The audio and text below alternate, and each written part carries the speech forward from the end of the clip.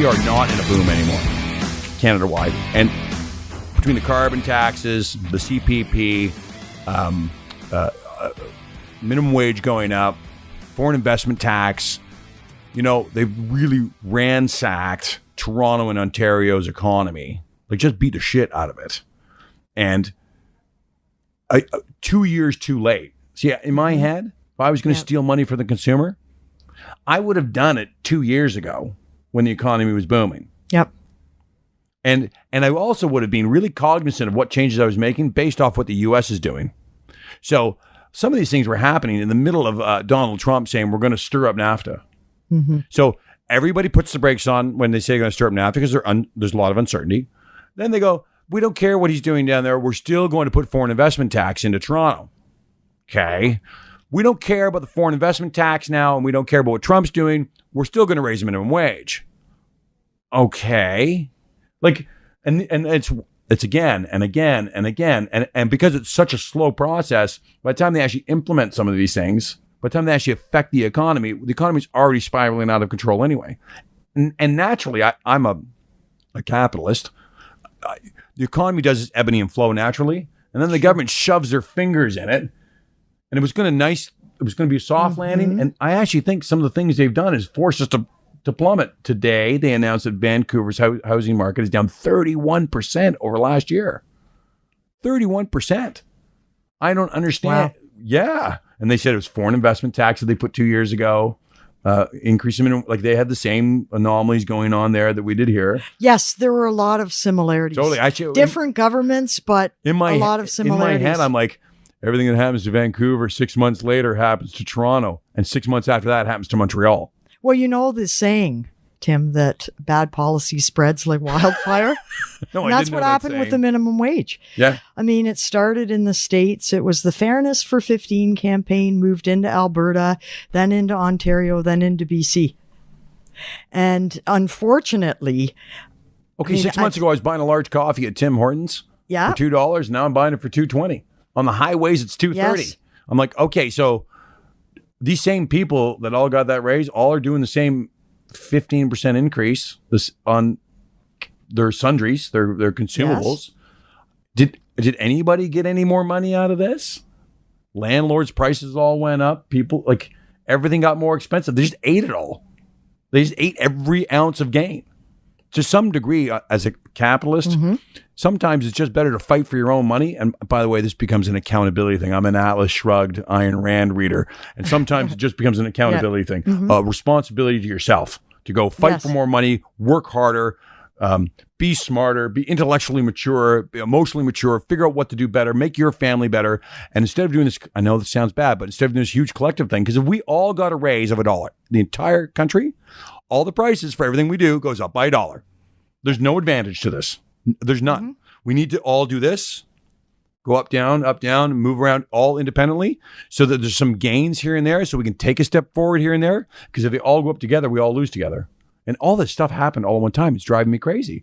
And how does the Canadian Federation of Independent Business turn around and go, do you see what you're doing today? Has anybody looked at the economy over the next 4 years and decided what's going to happen? See, a lot of these changes for me that I've seen, even the carbon stuff, I would have made them after the U.S. election. There's some in my 51 years and all the presidents I've seen, I know that when we have a 4-year president, by the way, 30% of our listeners are out of the U.S. Oh, wonderful. Yeah. Hello, America. Right? So my niece actually went to the University of Connecticut on a hockey scholarship. It's always beautiful on a hockey scholarship. Oh, yeah. And they have Tim Hortons in Connecticut. They do. I noticed. I went to New Jersey a few years ago. Don't say that. Now we're going to get in trouble. Oh, no. Yeah. You're going. They love me. It was actually with a conference. Bob Costa now is going to tweet and go, it's really terrible because Bob Costa is from New Jersey and he always complains that I never call him out. So Bob Costa, it's you.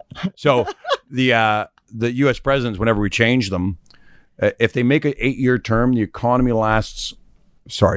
is more stable in Canada with an 8-year term president than a 4-year term. And every time it's a 4-year term, there's a bit of a hump and down because the first year of a presidency, from what I see outside of the U.S., is that the first year of a presidency, the president chops the shit out of everything and beats it up and stirs it up. And the last year of his presidency kind of gives it all back.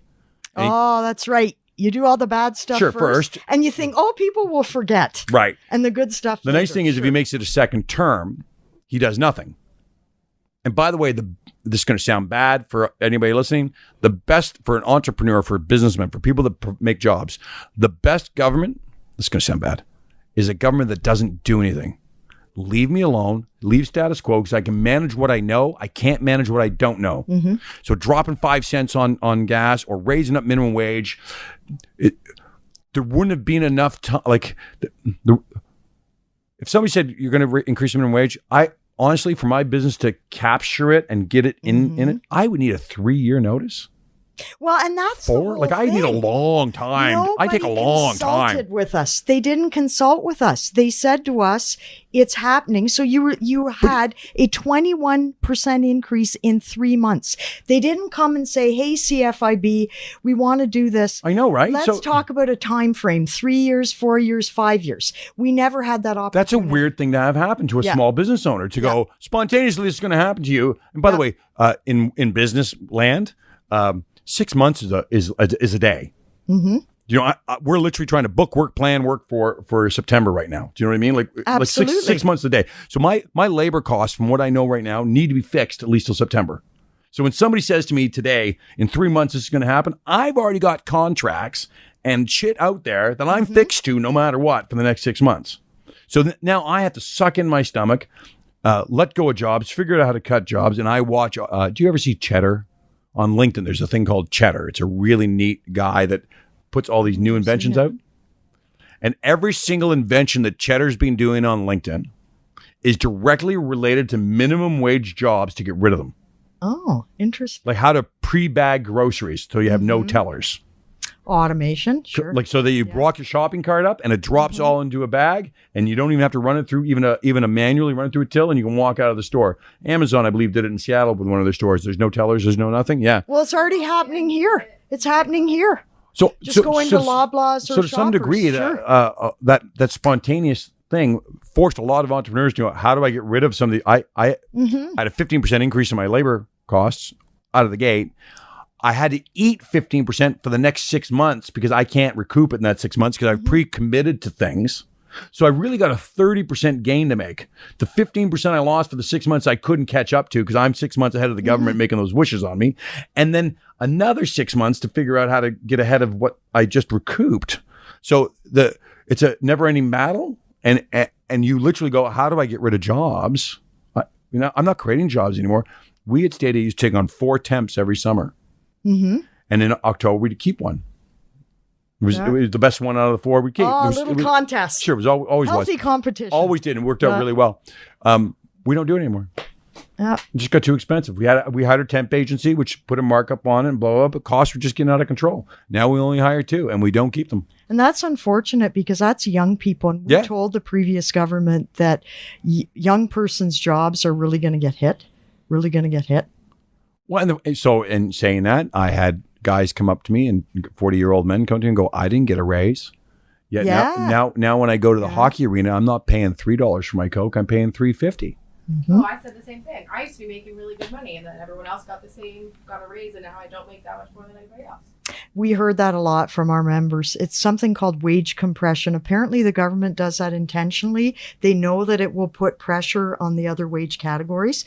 So, especially in the restaurant industry, if the manager is making $17 an hour, or let's say the manager's making the 14 that it was raised to, they're going to say, hey, I can't make the same as the person that I'm managing. Where's my 21% increase in 3 months? They always think that the business owners can absorb it. That's kind of the mentality. Oh, these small businesses, they're resilient. They'll find a way. But unfortunately, finding a way, as we learn from our members, involves making tough decisions. And a business owner, the last thing they want to do is cut a job.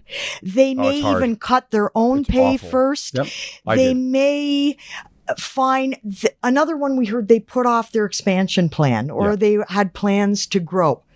Those were curtailed. Every time there's a change with inside government policy that affects a small business owner, it does 2 things. A, you have to curtail what you're doing and how you're doing it. And B, those changes bring on anxiety and fear on a psychological level for a business owner. So all of a sudden you clamp down and hang on because you're not sure of the outcome long term. So you actually have a tendency of pulling back. Yes. Like and in a bad way, like economically a bad way. And the government did all this, by the way, as Kathleen Wynne specifically did all this as we were already over that hump. You know, we peaked on our cycle and she started doing all this stuff on the down, not on the up. Hitting you when you're down. Okay, so the economy's already doing a slide down, and then you start doing all these things. You're like, okay, this is all crazy shit.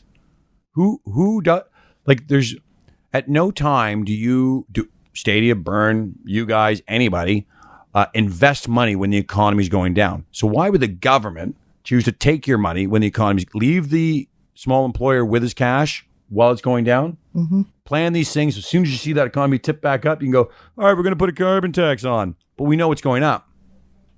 And business will take care of themselves. The market will stabilize. Mm-hmm. Investment, but at what cost? At what cost? I don't think the government has to. I don't think the government has to actually do any of that stuff. Now, if they just need raw money,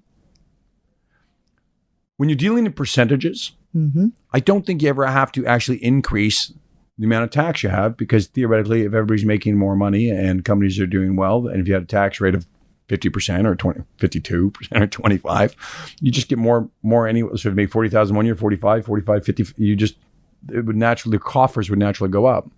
But we're actually paying so much money now here in Ontario for taxes. I'm not sure what Joe Blow does in his basement apartment anymore. I don't actually know how people afford to live currently. I also don't know how to get out of it when you're that far in debt. Well, the other thing too, I think I'd hate to not even raise this being here.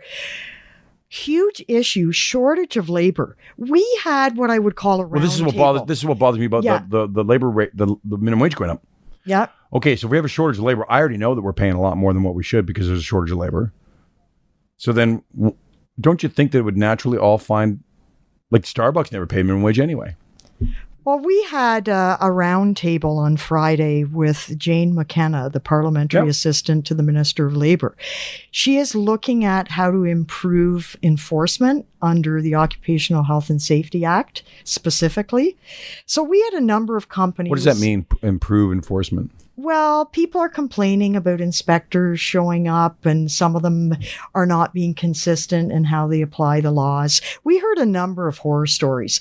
But one of the issues that came up was shortage of labor, even though this doesn't relate to Ms. McKenna's exercise. And one construction company owner, he came up to me after and he said, I've got 40 jobs that I can't fill.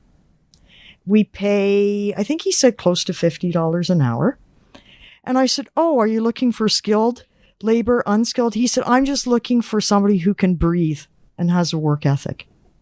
And then the other thing, speaking of work ethic, that came up, and this is something that I really think CFIB is looking to approach, at least on the provincial level, because it's getting a lot of traction with our members. In one of those mandate questions, we asked them if they believe that there should be a dedicated financial literacy course in high schools, and close to 90%. Financial literacy. But we've since added on workplace literacy. This came up in this roundtable. What's workplace literacy? Workplace literacy is teaching young people the basic skills of being an employee. You wouldn't believe showing up on time. We actually had one member called in when I first started who said that the new employee came in at 9:30. So the boss says, well, you're supposed to be in at 9. And the employee actually said, I thought that meant that I left my house at 9 o'clock. So I've had that. This is what I mean. Workplace literacy, teaching people the professionalism. This came up in this roundtable. And on top of that, financial literacy. It's really important. This is practical information. Teaching young people. Here's your credit card statement. All right. This is what it means. This is what a TFSA is. It's not a funky app on your iPad. Let's debate this a little bit, because I have a different perspective. Interesting. Excellent. And one that's far more liberal. There's an old saying: "Don't build a path where you want people to go. Build a path where people are already walking." Okay. So in Burn On Demand, which is my daughter's company, and State Industries, which is mine, we do our best to have maximum flex hours. Start 7, 8, 9, 10. Oh yeah, absolutely. So that we can accommodate the person that wants to sleep in. We also we're currently testing working from home. We allow you to bring your dogs in, your kids in. The music's loud. You're allowed to fun and have playtime. People get Nerf guns and shoot each other. I think a lot of employers, and I walk through your offices and very cubicled and quiet. If you walked into mine, there's dogs running down the hallway, music's you're laughing, right? Music playing. It's a totally different environment. Yeah. And I think that employers of today need to take a walk down onto University Avenue and walk into Facebook's office, walk into Google's office, walk into Amazon's office. And I think that because I don't have a labor shortage. I have a lineup of people that want to work for my corporations. You have found a formula that's working. My ads in Indeed, my corporate ads in Indeed, the first line says, you need to pick us as an employer before we pick you as an employee. Ah. I'll show it to you. And I'm curious. This is good. We make people research us, figure us out. We make them do one day with us, with one of our staff. So like a shadow, they shadow you? Applied for accounting. Sure. We would make you work one day with our accounting people before you're even allowed to go to the interview process. We also don't accept resumes anymore. 0 resumes. Phone call only. Okay, that's old school though. That's good. Okay, that's good. It's new school. It's old again. It's new, but exactly. The truth is, for all you folks out there with all your resumes, you all lie. Liars. A whole pack of people lie, and I can't read any more crappy resumes anymore and see the lies. Interesting. But if I talk to you on the phone, the number one skill I need, and Mary Kay Cosmetics, I love Mary Kay. She said, "I'll hire somebody who cares over somebody who has skill. I can teach anybody how to count. I can't teach them how to care." So when people call in, here's 2 things. A, in Indeed, monsters.ca, all that crap. People just apply. The people that call really want the job. The people that say, I'm willing to come in and sit with your staff for 4 hours to see what this is all about before I even get to the interview stage. Now I know they're really committed. So we get we insist on a phone call. We still get 100 resumes. We don't even deal with them. We only deal with the 5 phone calls we got. And out of the 5 phone calls we got, 3 of them go on a day trip, to the company. And out of those 3, only 2 come back and say, I really want to be part of the company. But by the way, the 2 that finally said, okay, I've done the phone interviews and I've talked to you. We've never read their resume at this point. But I know by that time that they actually have the ability to execute because they care. They were engaged. I say to my sales staff, in it to win it. If you're not in it to win it, I don't want you on the team. These people that made the phone call, that showed up for the day trip, to be on the outing, who communicated, had phone calls, they are the ones that are there to make it happen. And I can teach those people anything. And we literally have a lineup of people that want to come work for us, because I'm not looking to wedge in a cubicle in silence. I'm looking at here's what I tell my staff, and I tell them all the time. You got to love coming to work on Mondays as much as you love going home on Fridays. And if you don't, you should quit. I tell them that all the time. It's my standard line. Alex, my daughter sitting here, she would tell you, I hear him tell all the staff that. I tell people that, you go, I'm not happy. 2 things I can do for you when you're not happy. It's stay to your Burn On Demand.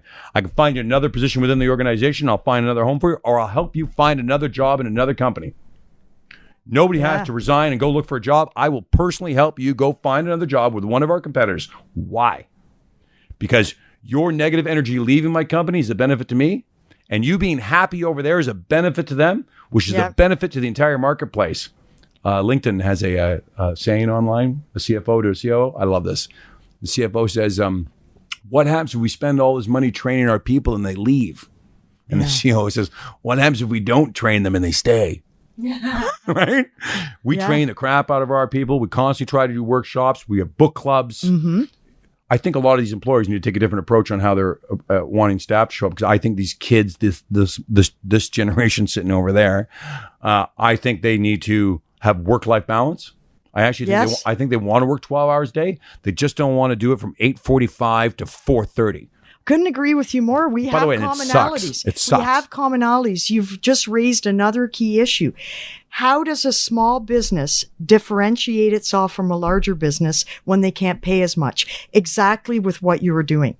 You find other ways. You find other monetary or non-monetary perks, because for a younger person, maybe coming in at 10 is worth $10,000 a year. So we actually have commonalities here. We encourage flexibilities and creativity amongst our members, because we have people coming to us saying we need to compete with bigger employers that can pay more, and you've just identified a way to do it. This is a human, creativity. This is a human, creativity. This is a philosophical work change. And old guys like me, I'm 51, but old guys in my era, you showed up on the job site at 7, you finished at 3:30, 4 o'clock. Your lunch was exactly at 12 noon. Everything was like, I've worked very hard this last few years, and I continue to strive to make it task-orientated paycheck, not time-orientated paycheck.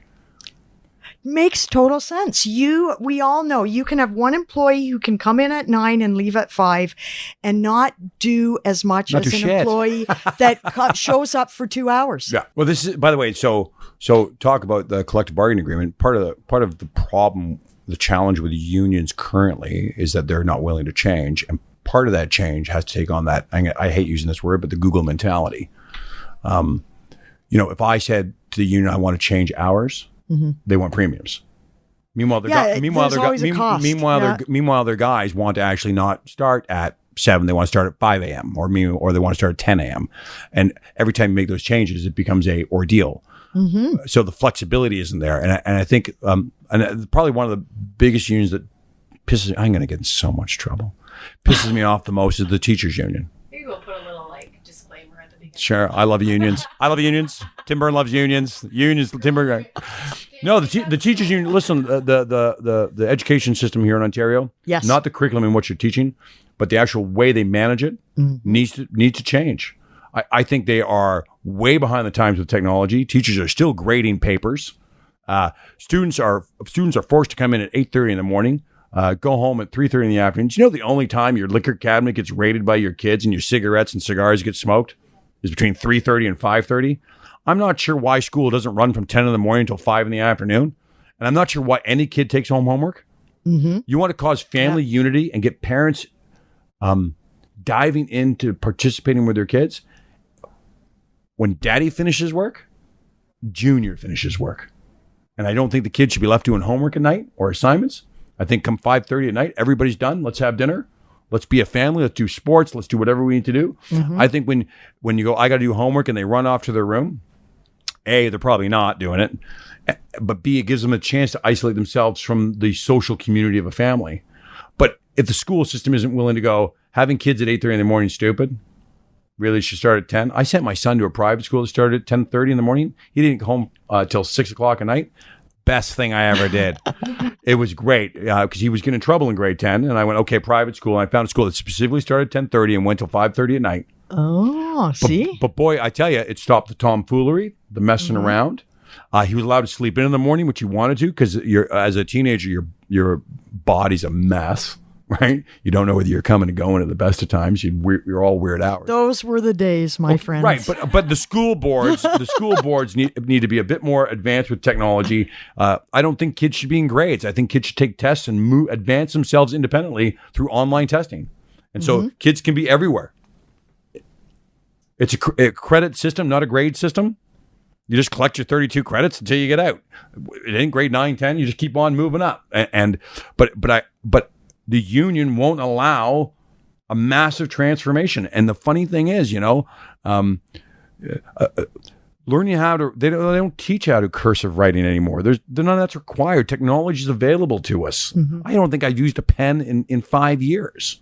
Why would you? You can write right on your phone. That's true. Yeah. But those unions are stopping you from being progressive. They're putting you in a box and saying, no, you play this way. And if you want to change, it's going to become a problem.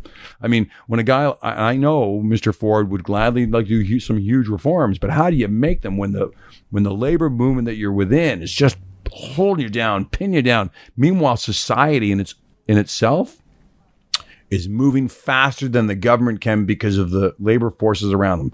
Uber's a big one. Mm-hmm. Look how much it destroyed the taxi industry. And the government come in and try to manage that, and then another Uber model comes in, and then this is like pirated music. Yes, everybody wanted to control the music and the copyright industry, and then it got washed down the toilet. I think big change is coming from underneath all that entrepreneurial spirit, and the more the government puts you into a box as an entrepreneur, the more you're going to find a trench to get out of that box.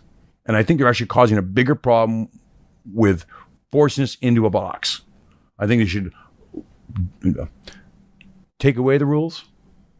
I'm not talking about take away the taxation. I'm not talking about not plowing the roads, but I mean making it easier for work, making it easier for business, Bill 66, things like that. Like let some freedom Cutting happen. red tape. There's so many regulations. Right. There's over, the count right now is around 380,000.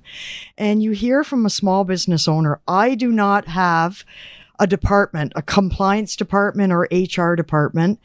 I want to just focus on my business, yet I'm mired in all of this paperwork. Yes, we get it. Some things are there for health and safety reasons. Got it. We totally get that. But a lot of it is not. And you're making people, like, as a very small example, but I believe little things matter, because if you miss the little things, the big things are beyond your ability. Bill 66 also removes the requirement to post the Employment Standards Act poster in a visible place in the workplace. You still have to email it to every employee within 30 days. And that's where it's cutting red tape. Why should you do both? But you have to start with what I'd like to call the low-hanging fruit in this red tape reduction exercise. And who is getting hurt by this? Nobody. If you're big on employee rights, we all believe everybody should have rights. We're not saying employees shouldn't have rights. They're seeing their rights because they'll actually read it, because it comes in an email directly in their inbox. So I described it in our Bill 66 submission as an indisputable example of red tape reduction. You can't get more clear cut than that. Because some people get mixed up with the definition of red tape. Like, extra cost isn't necessarily red tape, but if you were mired in regulations to comply that took you 10 hours, then that cost is considered red tape. It's money associated with complying with a regulatory burden. And in Ontario right now, to comply with regulations at all levels of government is about $15 billion a year. $15 billion a year. What do you mean? What does that mean? Sorry, what is it? What is that? That's how much it costs, like the time and money factor to comply with any inside of government. Or us. So you as a business owner in Ontario would be $15 billion collectively. Yeah, you that we're spending, not the government. Provincial, you as the business owner, you have provincial regulations, municipal regulations, federal regulations. You add the cost of all of those up for every employer in Ontario. That's about $15 billion, and it costs you countless hours.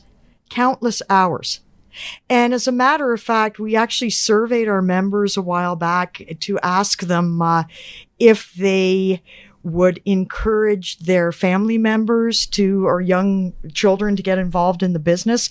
And I think it was like well over 50%, maybe even over 60%, close to 70%, who said no. Based on the compliance or the regulatory requirements alone, I would not encourage my family members to get into business. That's pretty sad. Yeah, I listen, entrepreneurship is, there's a reason why there's less entrepreneurs than there is employees, right? It's hard. Well, it's the risk. Yeah. You're the one taking the risk. And this is something I tried to get across to the previous government in the minimum wage debate. And our membership felt vilified. They were the job creators, doing good by their employees, treating their employees right. There's always bad apples, but there's bad apples in everything in life. Yeah, bad apples in employers, bad apples in employees. There's bad apples everywhere. It's life. Any profession, you can actually find them. But business owners There's an asshole in every culture. They felt vilified. It's like you're operating on the assumption that we're all bad. so that you have to step in and tell us how much to pay people. And we actually surveyed our members. I think it was 63.3% said that they were already paying $15 an hour. So then people would say, yeah, I remember getting in a union discussion with a union person on a call that I had no idea. Every time we mention the word union, I get a little sweaty. I can tell. My face all gets crunky. See the wrinkles on my forehead? So this union person, I actually got really, it's the first time I got angry in a media interview. She was saying she was spewing forth our CFIB messaging instead of their own. CFIB's members already pay $15 an hour, so what's the fuss? And I said, you just don't get it. You're not seeing the forest for the trees.